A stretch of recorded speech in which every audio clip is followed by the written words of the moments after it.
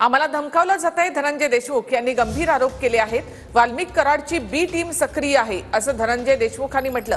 आरोपी न्यायालयामध्ये आणतात त्या दिवशी ती टीम अवतीभवती असते। हे लोक कोण आहेत ते तपासा अशी मागणी देशमुख यांनी केली आहे। तर धनंजय देशमुखांनी तक्रार करावी, कुणाला पाठीशी घालणार नाही असं महाजन यांनी म्हटलंय। बी टीम मधले तर 4 नाव स्पष्ट आहेत, जे की आरोपीला सोडायला गेलेले। भावाच्या पाठीमागे जी गाडी होती ती गाडी घरी नेऊन सोडणारे बालाजी तांदळे, तरच्या गावचे सरपंच संजय केदार, त्यांना फोन आलेला आरोपींचा, हे 3 आणि फोन पे पैसे झालेले व डॉक्टर वायवसे स्पष्ट झाले। त्यांना हे घटना घडल्यावर 10-15 दिवस गायब होते। तुम्ही हे सांगा मला, आज देखील जे कोणी आरोपी इथे येतात सुनावणीला, कोठडीला, त्याविषयी सगळी टीम त्यांच्या आत अवतीभवती असते।